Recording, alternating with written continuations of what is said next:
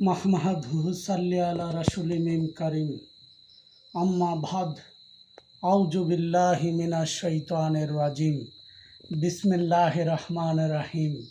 প্রথমে আমার পীরে কামেল মুর্শিদে মুকাম্মেল হযরত শাহ সুলতান কমরউদ্দিন রুমি রহমাতুল্লাহ আলাইহির কদম মুবারকে ভক্তি চুম্বন রেখে আমি মোহাম্মদ সাইফুল ইসলাম পাগলা শুরু করিতেছি যে সুলতানি কাল্প হতে সুলতানি ফয়াজ আমার কালবে আসুক।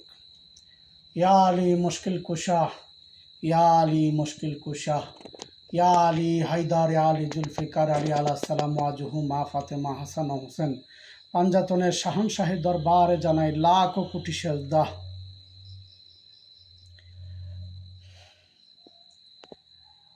আজকের যে আলোচনাটা আমারই লেখা, ওইটা নিয়ে আমাকে একজন প্রশ্ন করেছেন। কথাটা ছিল এরকম: সাবধান সাইফুল, নিজ হতে নিজেকে আড়ালে রাখো, দয়াল মুর্শিদ জ্ঞানে জ্ঞানী হইয়া সত্য দেখো। ওনার প্রশ্নটা হলো, জীবন ভরা শুনেছি সত্য শোনা যায়, কিন্তু দেখা যায় কিভাবে? খুব সুন্দর একটা প্রশ্ন করেছেন। আল্লাহ পাক দীর্ঘ হায়াত কামনা করি তার, এবং সত্য সুপথ তার নসিব করুক বলি আমিন। প্রশ্নটা অতি জটিল। সত্য দেখা যায়, সত্য যেমন শোনা যায়, সত্য দেখা যায়। যেমন মাওলানা রুমি বলেছিল যে শামসুর তাবরেজ তার মুর্শিদ কেবলাকে বললেন যে, দয়াল, কালেমা কি করে দেখা যায়? পড়ার চেয়ে জীবন ভরা শুনেছি পড়তে কালেমা পড়া যায়, কিন্তু কালেমা দেখা যায় কিভাবে? সেদিন তার মুর্শিদের বলেছিল, তুমি কালেমা পাঠ করো। কালেমা যখন পাঠ করলেন, বারবার পাঠ করতেছিলেন, আর উনি বলছেন যে, না, তোমার কালেমা হয় নাই। কয়েকবার পড়ার পরে আল্লামা জালালউদ্দিন রুমি চিৎকার দিয়া মাবুদের কাছে বললেন, হে মাবুদ, আমি এত জ্ঞান সঞ্চয় করেছি, বিভিন্ন বুজুর্গর কাছ থেকে বিভিন্ন দলিল দিয়েছি, আল্লাহ, আজ আমি কালেমা তো এভাবেই জানি না। এই পাগলের কাছে আমি কোন কালেমা বলবো? আমাকে বারবার বলছেন।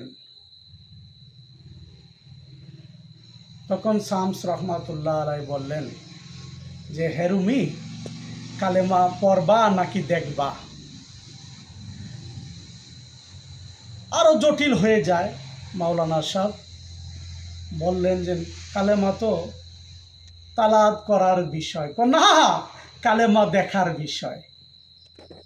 তাহলে দেখা গেল কালেমা সেদিন মাওলানা রুমিকে দেখাইয়াছিল। সেজন্যই আমি বলেছি, সত্য দেখো, দয়াল মুর্শিদ জ্ঞানে জ্ঞানী হয়ে সত্য দেখো। সত্য হলো এরূপ, যেই রূপ চিরসত্য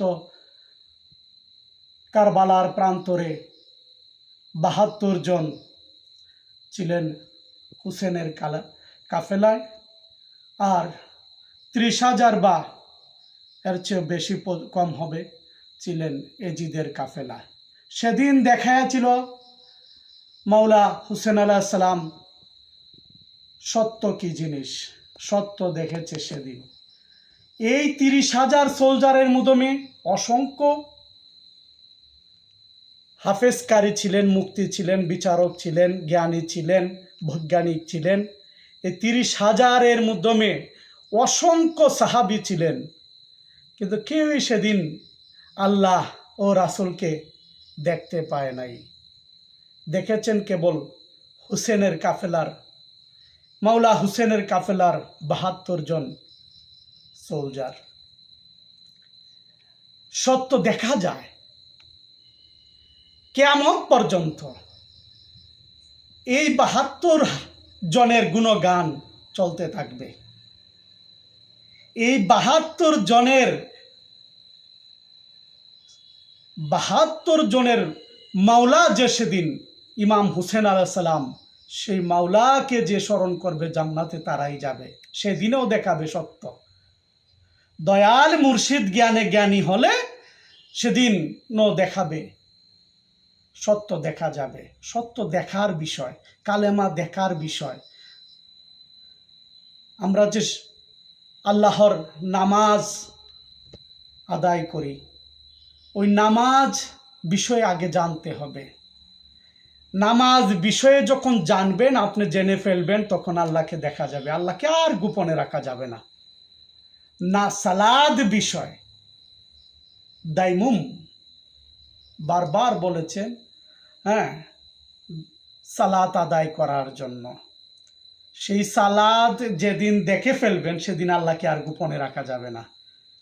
আগে নামাজ বিষয়ে জানতে হবে, সেদিন আল্লাহ প্রকাশ হয়ে যাবে। আল্লাহ রাব্বুল আলামিন সামনে থাকবে। আল্লাহর কদম মোবারকে সেজদা করা, আল্লাহ ছাড়া কাউকে সেজদা করা যায় না। আল্লাহ ছাড়া সেজদা করা যায় না। সেদিন আল্লাহ প্রকাশ হয়ে যাবে। আগে নামাজ বিষয়ে জানতে হবে, এইটাও দেখার বিষয়। আমাদের আজকের যেই আপনার জিজ্ঞাসা, সেই জিজ্ঞাসা অনুসারে অতি সুন্দর সত্য দেখা যায়।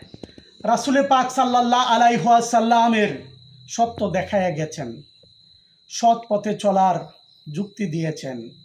সৎ পথে চলার জন্য শত শত সাহাবীরা ওনার জ্বলন্ত প্রমাণ দেখেছেন। সত্য এই যে আল্লাহর রাসূল দুনিয়ার থেকে আল্লাহর জাতের লয়ের সাথে মিশে যাবে, সেদিন অসংখ্য সাহাবী ওনার সামনে ছিল না। যারা ছিল তারাই কেবল সত্য দেখেছে, আর যারা ছিল না তারা সত্য দেখে নাই। যারা সত্য দেখে নাই তাদের কথা নিয়ে বড়াই করলে চলবে না। এখানে যারা ছিল সংখ্যায় খুব কম। সেদিন ছিল মাত্র 18 বা 25 জনের ভিতরে, 18 জন অথবা 25 জনের ভিতরে আল্লাহ রাসূলকে 3 রাত 3 দিন পরে ওনার রওজা মুবারকে রাখা হয়েছে। ওই 18 জন বা 25 জনের ভিতরে যে যারা কয়জন ছিল, তারা সত্য সেদিন দেখেছে। কে সত্য আর কে মিথ্যা আরো দেখেছে।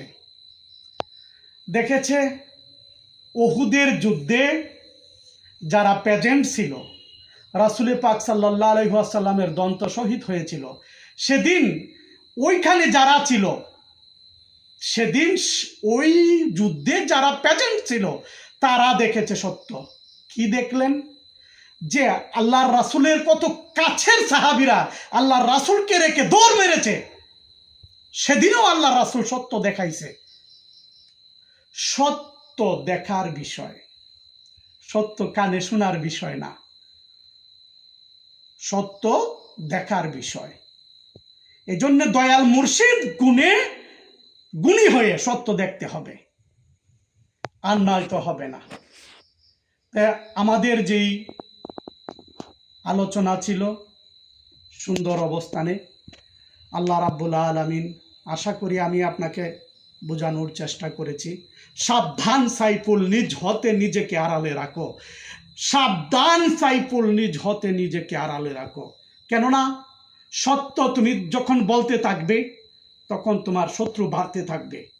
আর সত্য যখন তুমি আড়াল করতে থাকবে, তখন তুমি মুনাফিক হয়ে যেতে থাকবে।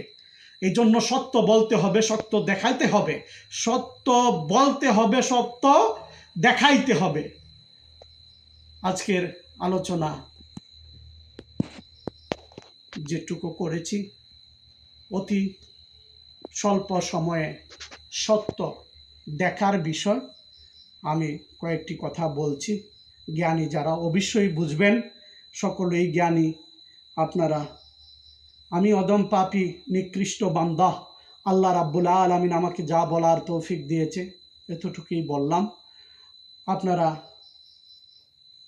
মানুষের ধূস না খুঁজে গুণ খুঁজেন, মানুষের ধূস না খুঁজে গুণ খুঁজেন, তবেই সত্য দেখতে পাবেন।